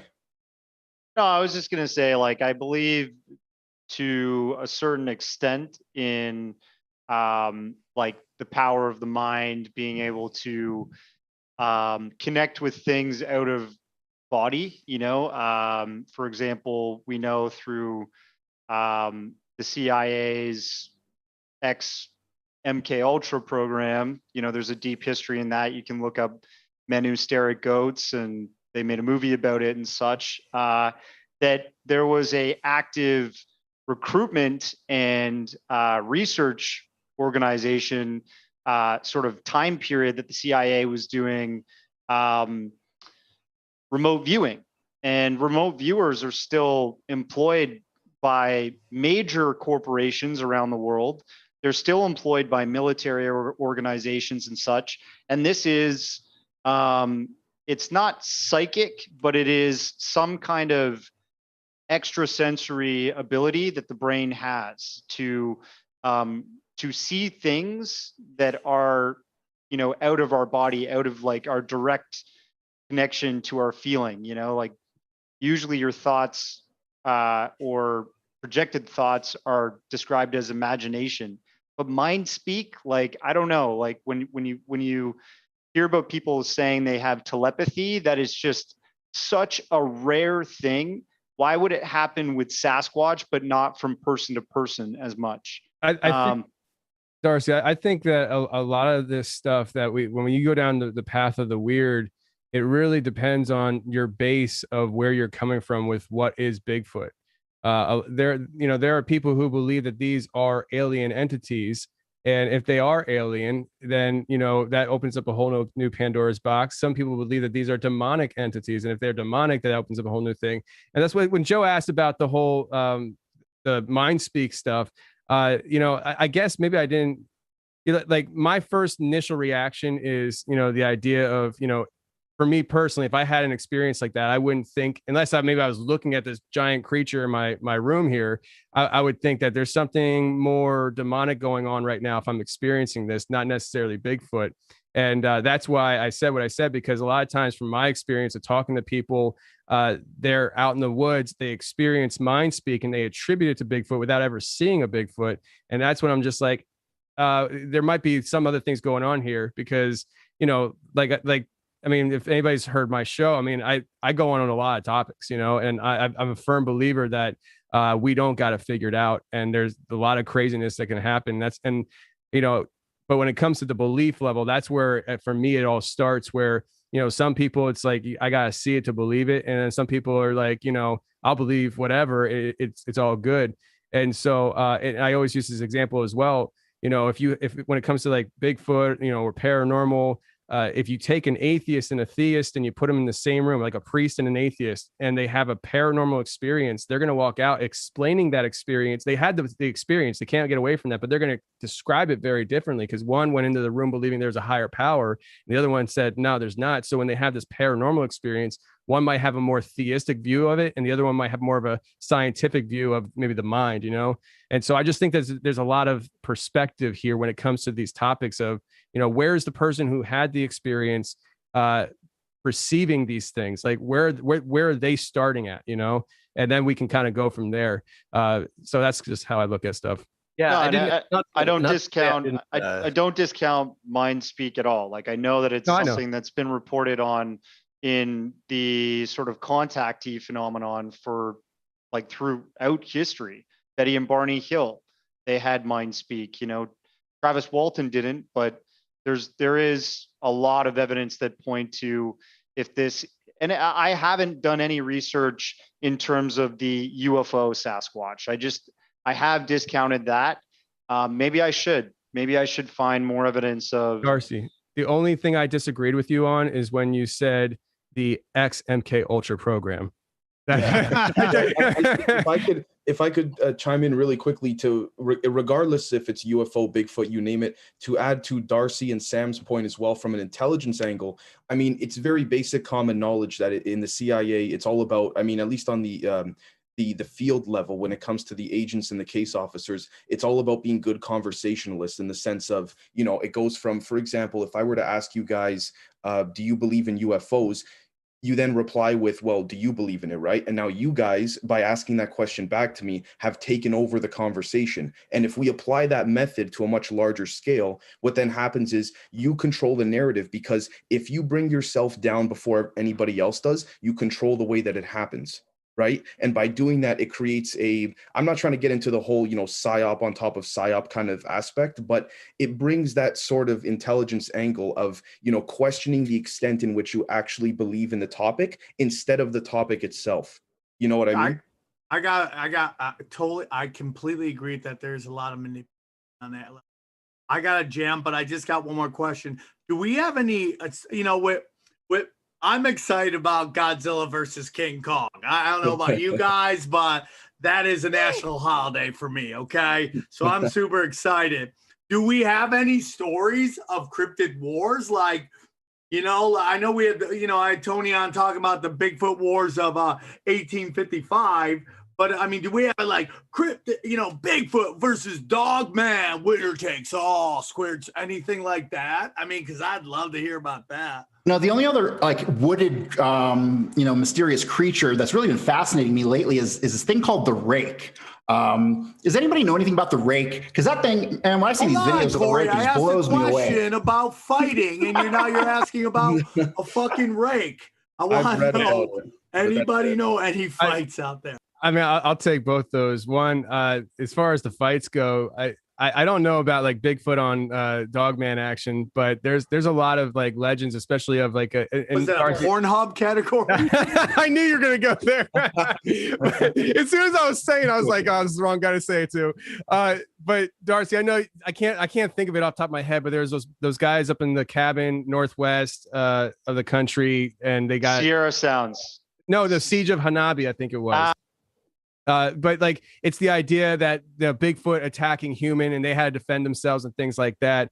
But as far as rake goes, I've talked to off the top of my head, I've talked to 3 different people who have had these experiences with these rake things. And to be honest with you, when people describe them to me, it just seems evil. Like people say Dogman evil, like rake's on another level. I mean, it the way they describe it looking, I just didn't. What is a rake? What does it look like? I'll look at it. Well, it's like a white, really skinny, crackhead looking thing. Sort of translucent. So it's from Vegas. Too. Yeah, like a lot of the people that I've heard describe it, kind of looks almost like Gollum from Lord of the Rings in a sense. But like a soul sulking elemental. Yeah, exactly. And like just 2 weeks ago, I put out a show. The first half of the show was a guy who came on, and he woke up one night to one of these creatures coming in, trying to get into his window. His stepbrother called it the monkey man and had seen it before, but he's like, dude, this was no Bigfoot or something. This was like you could see the skin on and stuff. And he had found a sketch online that almost matched perfectly to what he saw. And that's why he started calling it the rape, because he didn't know what else to call it. Did he let it in? What happened? Oh, yeah. So let me finish that. He got out of his bed, got his gun, but it had already taken off by that point. But there was another guy that I had talked to where he had come home with his wife, and they saw this thing sitting in the, I think that it was either his backyard or maybe it was his neighbor's backyard facing his house, but it was like eyeing up the house, like it was going to get in there and stuff. And then the first time I ever talked to somebody was down in Houston. I did a live show in Houston, and I had a guy come out from Dallas who him and his friend were driving down a major highway, broad daylight, and they saw 2 of these things walking up a hillside. And so his friend sketched it, and I showed it to the people at the show. But they're not. I don't get a ton of people coming on to talk about that stuff, but even the sounds that people say they make, there's these videos online and stuff of people saying it was the rake sound and stuff. And it's just like, golly, like if I heard that in person, man, I wouldn't do my show anymore. And I'd probably crap my pants for about 5 days. Well, Tony, good to see you again, brother. By the way, we'll need to hang out again soon, man. But this rake thing, I get on Lon Strickler, and he's the guy behind Phantoms and Monsters website. Dan Gordon, who somebody mentioned earlier as well, he comes on. And they have both said to me, independent of one another, right now, it's the rake that's the number one thing that's getting reported. And I was actually asking about the Mothman sightings that had been around Illinois, and I thought that would have been the most kind of common thing that's been seen. But no, it's this rake. And if people look at the rake, this is a really weird one for me, but, you could almost make a case or if at some time in the distant past, for whatever reason, be a cataclysm or something, humans went underground into tunnels, into caves, and if they had to stay there generationally over time, you'd start to adapt to the cave. So you might start losing the melatonin in your skin. Your eyes might start getting bigger. You would end up crouched over, maybe walking on all fours because of the spaces down there. I don't know whether it's paranormal or what we're looking at here, guys. I could make a case for a lot of things, but the plethora of people seeing this thing right now, it's kind of anomalous into itself, Well, as the elite goes down into their underground bunkers and their underground cabins, they're forcing all these people out. They're displacing the rake population.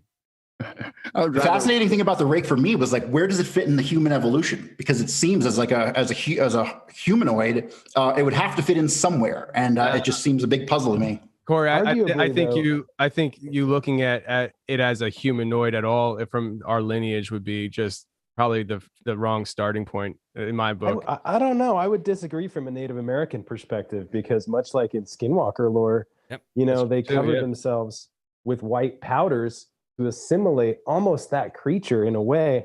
And I don't know. I think were they trying? It's a broad question, but when Barker was mentioning that, I just kind of drew that correlation that in many of the rituals they would cover themselves in white powder when trying to interact with or draw these darker entities that are like a rake or a Wendigo or things of that nature, a skinwalker, or any kind of shape-shifting animal. I was trying to find some old video footage that I'd seen a long time ago, but I couldn't find it. Maybe you guys will figure it out for me. But everybody's heard of Skinwalker Ranch, and on Skinwalker Ranch, the NIDS team and the many different owners of that estate said they'd seen all kinds of crazy stuff. Like the NIDS team said they actually had a night that they were recording some kind of portal that opened up in the middle of the ranch ground, and then what looked like a Sasquatch climbing out of it and then running off into the forest. Well, they said specifically it was a very large, dark creature that ran fast. Yeah. I mean, I say Sasquatch, but exactly. So you got Sasquatch bias, my friend. I do, my friend. But like you hear about that, and then you guys are talking about the rake, and there was another ranch. I can't find it, and I've been looking at this stuff since I was a kid. Still am a kid in a lot of ways, but I was checking out. Have you guys ever heard of the Bradshaw farm or the Bradshaw Ranch? Yeah, in Sedona. Yeah, absolutely. I've been there many times. Really? Okay, so there was a video, like the Bradshaws, their story is really interesting too, because the Skinwalker Ranch has, for a while it was kind of a no-go. Then Robert Bigelow bought the ranch, and now it's there's a TV show being filmed on it, and they saw a cow die or something, and Eureka, we've got proof of something happening. But the Bradshaw Ranch is one of these places or the Bradshaw Farm, however you guys try and find it. I couldn't find the video, but there's stories about this ranch in Sedona, and this family was living on it for a time, and they reported all kinds of paranormal and anomalous, really strange stuff with entities like rakes appearing and disappearing and freaking them out. And apparently now, I don't know if it's true, but no one can go to this property. Like the American government has cordoned it off and said, you can't trespass here anymore. It's illegal.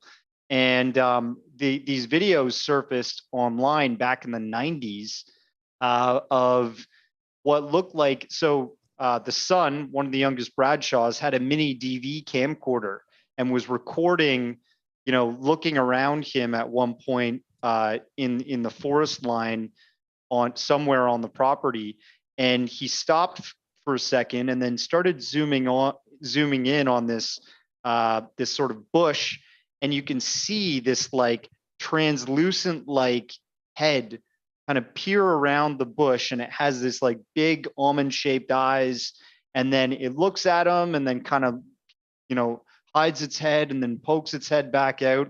And that was like a really creepy video I saw of a you know, I would even consider that kind of a rake, but and like video proof of something like that. But the more interesting story is that that family just got ushered off of the property, and you can't go there anymore. And there's things like this video that surfaced from people's experiences there. The thing about the Skinwalker Ranch, you never actually get to see videos that the NIDS team recorded or any of the information during Robert Bigelow's time owning it. True. I have, I'm sorry, go ahead. Oh, I was just going to say, if you want to get, any of you want to get more information, Tom Dongo is the guy to talk to. He's the resident expert there when it comes to the Bradshaw Ranch. And I've gone many times. It's legit, like whatever is going on. And yeah, they ushered in due to tax purposes. They ushered in, it was donated because of that to Arizona State University, and they're currently doing cottonwood growth studies. So they have these little cottonwood trees that are growing with all this camera equipment. So that's amazing. There's also another ranch, and there's another ranch in Phoenix called Stardust Ranch, where a guy who owned it, he killed 3 gray aliens with a samurai sword. Yeah, that's John Edmonds. When I hear stories about Skinwalker Ranch in particular, a lot of people who go there, they have like hallucinations. They see mist turn into wolves and weird stuff like that. And the first thing that comes to my mind after having extensively studied MK Ultra and the CIA is that they learned in the 1950s how to aerosolize LSD and other hallucinogens. So one of my theories was that it was when these people are seeing hallucinations as they come onto these different properties, that was a possibility to explain what they were seeing. Any thoughts on that? Yeah, I would argue, just to go along those same CIA documents and declassification routes, that magic has also perfectly been declassified as a CIA document. And, you know, therefore it leaves the dark arts. So yeah, you could technically run tons of like, you know, LSD, which this sounds like a great project, but, you know, through the ground to different areas on a multi-thousand-acre plateau and ridgeline. But I think that the dark arts could also possibly explain part of it. But I'm not arguing with the MK Ultra man, because I'm with you. And, you know, that MK to skull new technology is off the chain. One thing about MK Ultra that a lot of people don't really see is that while the mind control was like the cover, really MK Ultra was kind of a front for all the biological weapon stuff that they're still working on to this very day. So, but yeah, they cropped us at a town in the Midwest. There's very little information on that because the people killed each other. And George White himself released an aerosol container of LSD in the subway system in New York in the 1950s. So I don't put it beyond them to do things like that. I don't know about anyone else, but I've never allegedly in my acid experience ever seen anything like a dogman or any kind of cryptid. I've never seen anything crazy like that. And I've done, allegedly again, a pretty high dose, and I never saw anything that wasn't there. I saw weird shit moving, but I've never seen a cryptid on LSD. So I feel like LSD is the perfect scapegoat, if you will, for the authorities to say somebody didn't have a credible experience with their own right mind.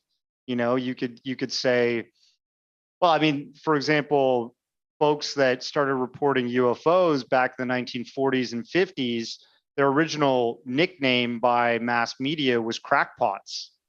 They basically accused them of being these, you know, rednecks that possibly were a little too deep into their own moonshine and made them hallucinate. So I would be scared to associate, you know, cryptid type sightings or UFO sightings with LSD, vapor LSD sprays by, I don't know, MK Ultramen. I have no idea where it goes, but I don't know. I don't think so. I think Nick Redfern just wrote a book dissecting Rendlesham Forest and how that whole Rendlesham Forest incident in the early 80s could have been some sort of mind control experiment in combination with hallucinogens and a well orchestrated play acting. You can make shit up. I don't know if I buy into it, but I think it's an interesting theory to consider.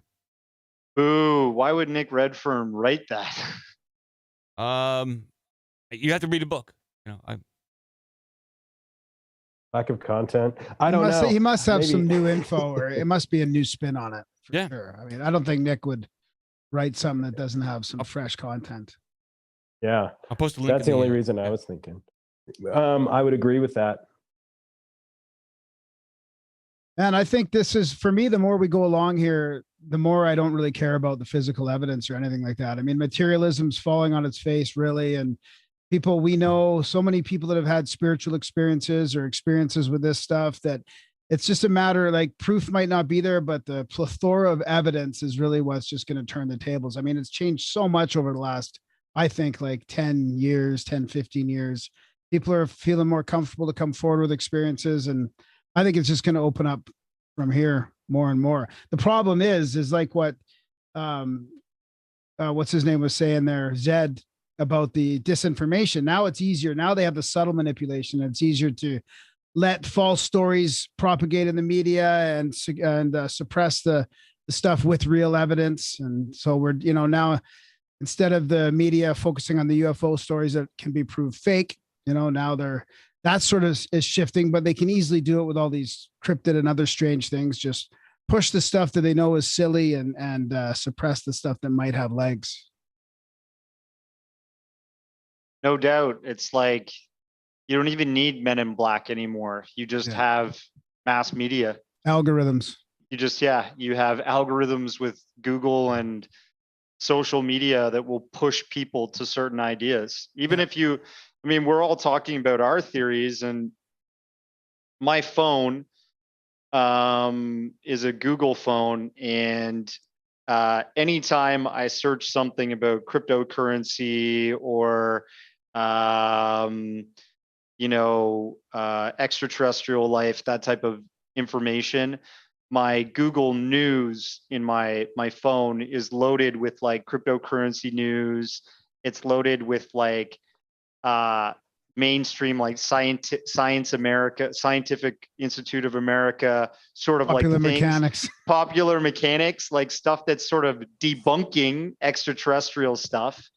Cryptocurrency, I guess, is accepted, so it's like adding stuff like that. But I've been talking about all kinds, like Sasquatch never pops up in that. I don't know why. And I'm like, it makes me think that there's certain algorithms that are being fed into that they want reinforced by the general public. And there's certain algorithms that they just want the general public to be asleep to and not really care about. And that's like the greatest information suppression right there. Like, you don't need Men in Black.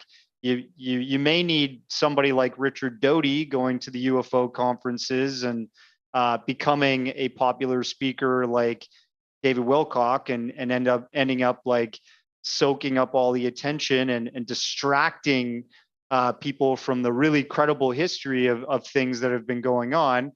But I think, like algorithms and just like all of our artificial intelligence is being employed by the powers that be, I'd say.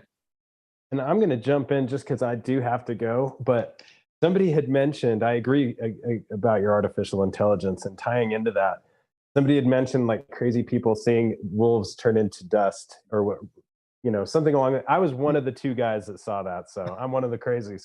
And in that, and I'm actually looking at the awesome image that I got from you, Tony, killer image of the wolf turning into like this departalized matter that it kind of came that way and it left that way. And my theory on what that could be is in fact alien AI or something like that. And what I mean by that is, as I heard this, there was like an energy and a buzzing. And when we were right there, it was myself and Ryan Skinner. And this thing was within, it was bordering on our personal space within that 6 foot mask radius. And these little things were like particulates. They seemed like nanotechnology of sorts. Maybe all of them, much like a drone swarm, could work together and become something, and then come apart and become something else. So anyway, with that, I got to go. And I wish I could stay longer. Shoot me an email. I want to talk to you more. Okay, brother, I will. Thank you to all you guys. See you, bro. All right, take care. Maybe we should start winding down too. I mean, geez, it's getting late. I mean, God. Nah. I gotta be on with Joe Roop at midnight tonight. Okay. Wow. Okay. It's gonna be a long one for me. It's gonna be a long day. Real quick, I wanted to mention, because I didn't get a chance to mention it before. I was at Melbourne, who was on. And you asked him about missing 411 and David Paulides. I saw David Paulides talk in Phoenix in 2020 in January, and MUFON hosted him to come talk.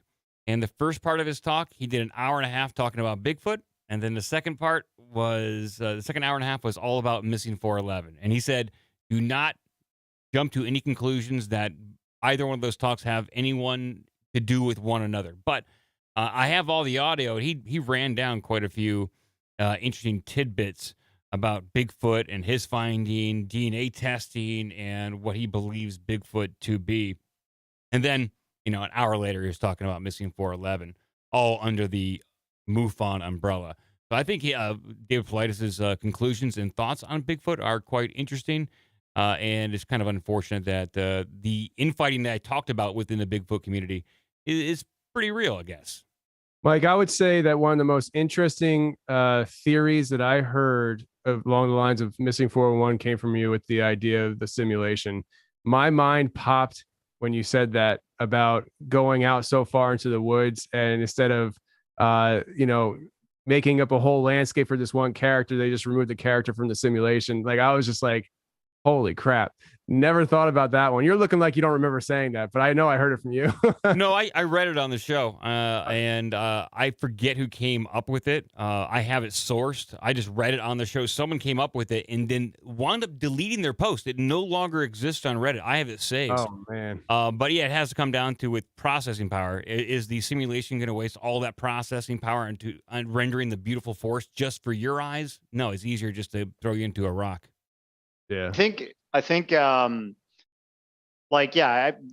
story I talked about earlier with that couple that lost their kid and there was an FBI agent, all that stuff. That was I literally listened to a podcast. I think it was Coast to Coast Radio that David Paulides was on, and he talked about that. Oh yeah, those events happened. Yeah. So and he alluded in that show to it being this kind of Bigfoot snatching incident where the Green Beret. So I'm surprised that he would, write 2 books about Bigfoot. I have one of them. I have the Hoopa Project. Yeah. And then he writes Missing 411, and then he won't allow us to connect the two. Well, we can't. He just doesn't like it. Yeah. Well, why? I don't know. That's such a contradictory. If you read the backs of his books, he does drop hints, but they're all different. At the backs of books, he'll leave little stories that you can correlate to an earlier story in Missing 411, like people being chased up a tree, and then he references a guy in 1960 being chased up a tree by 2 robot aliens and 3 humanoids. He directly references that story in a Missing 411 book, and so we're left to make these jumps and conclusions about what is going on. I've heard about that story. Yeah. So that he doesn't come off as his own belief that's what it is. He kind of throws it out there it could be this, but that's for you to decide. I'm not going to say it. It's fun. It's a fun topic. Do you think there's a capitalistic mindset to that? I mean, just the idea that knowing that the kind of stories he has would appeal to certain audiences. So instead of courting himself into one market or something, he kind of just lets it open for anybody who. It's the smartest move, probably. It goes to crime and mystery. It goes to paranormal, UFOs. It goes everywhere. Government conspiracy. Yeah, my friend Thomas Steenberg, he thinks that David Paulides backed. I can't remember who the researcher is, but I'll look it up. This guy who created this theory that John Green and the guys that originally made the Patterson-Gimlin film and did that whole research study actually found a family of Sasquatch and slaughtered them. Has anybody heard of this? No. Yeah. Well, yeah. Do you know who I'm talking about here? I can't remember who it is, Tony, but like that did the slaughtering. Yeah. Well, I mean, maybe there's more. Maybe there's who created that story, because like apparently David Paulides got behind the guy who created that story about John Green and them slaughtering Patty and her whole family after that video was recorded. Yeah, and he's that guy that does all the video stuff. Is it MK Davis? MK Davis. That's who MK Davis. So apparently Paulides got behind MK Davis, and MK Davis like took videos of the Patterson-Gimlin film and took stills and changed the sepia tone and saturation to look like there was blood in the like you know, the sandbar and stuff there, but obviously like it's just, you know, doctored imagery. Right. And years later, David Paulides has never gone back on that, but some people have never sort of forgiven him for acknowledging MK Davis's story, because first of all, John Green, I've interviewed him. He's passed away now, but he was just like the most chill dude. He would never, I don't think he even was a hunter. He ran a newspaper in northern British Columbia, and that's how he got into the Bigfoot Sasquatch topic. So I don't think he was slaughtering Patty, but you might be thinking about two different. Like the one I'm thinking about is recently it made a rounds, and I thought it was MK Davis. Maybe I'm wrong, but no, you're right. You're right. Well, they were talking like there was a big issue where Bob Gimlin, people were saying that he was part of the whole slaughtering of these. Yeah. Okay. All right, yeah, that was it. And apparently, like when it originally came up, David Paulides had backed that theory, and that pissed off Dr. Meldrum, because Dr. Meldrum was friends with like John Green and all these folks like Bob Gimlin and such. He stopped acknowledging the story and has gone on to become very successful with Missing 411 and all the other stuff he's done. But it'd be interesting if he ever like that whole account kind of bothers me, because it seems to stink of fear mongering to sell something, you know, because fear is a great motivation or motivational tool to spread a story. And if you're saying like Patty was slaughtered after that 8mm film was made, then it makes the story bigger than it already is, you know? Yeah, there's a lot of personal pettiness that goes on behind the scenes with the Bigfoot community, especially the higher up you go in with those guys. And you know, I remember when that was happening. I think it was happening because I was with Bob in Houston, and I'm pretty sure it was happening around that time. And like I'm just like sitting here with the guy who's, you know, well into his 80s, you know, and he's dealing with the whole world messaging him saying, "You killed Patty, you killed the babies." And it's just like, come on, guys. Like seriously, it's this idea, and this is what frustrates me, is that it's this idea that we constantly want more. So if we can't find a new story or something, we're going to recreate a narrative on an old story, and that's what they do, and it drives me insane. And especially to see an old man like Bob, I mean, just let him be in peace. I mean, let him go. Well, guys, I think we're going to have to cut it there and wind it down. Do you guys want to promote your website there? Corey, you want to, what website can people find you at? CoreyHughes.org. That has all my original research. As far as my broadcasts, they're kind of scattered on the Forbidden Knowledge News channel. One thing I do want to talk about is that April 2nd, 3rd, and 4th, we are doing the very first exclusive Rockfin convention. Over those 3 days, we'll be doing 12 hours live streaming per day, 12 speakers, and it'll be a Rockfin exclusive for the premium subscribers. So definitely, Rockfin's excited about it. We're excited about it. It's going to be a good time. Tony. Yeah, host of the Confessionals podcast. I interview people who email me about their paranormal experiences. We talk about, anything from, hauntings to Bigfoot to abductions to everything in between. If it's outside the norm, we'll talk about it and we'll have them share it on the show. And I am launching a new show on Fringe.fm. It's going to be called Rage Against Dystopia. And Joe, the owner of the station, said I could say whatever I want. So I am going into this preparing to piss a lot of people off, because if everybody else can say what they want to say, well, by golly, Tony's going to start saying what he thinks too. Yeah. So, Nice. And Darcy. Yeah, people can just check out my website. I've got my trailers for my films there, posters. If you want to watch the film, just click on the poster and it'll take you through to a streaming service you can watch it on. It's www.occultjourneys.com. And Darcy, we're on Facebook, Instagram. If you want to connect about anything, let me know. Well, cool. Let me just say real quick, Darcy, I watched your movie. It was the first film that I watched that got me interested in the subject. And I've, for the last month, tried to absorb every other film, YouTube video, documentary on the subject. So thank you for that. Oh, on Bigfoot? Which one? Isn't yours the unwanted Bigfoot or unwanted Bigfoot?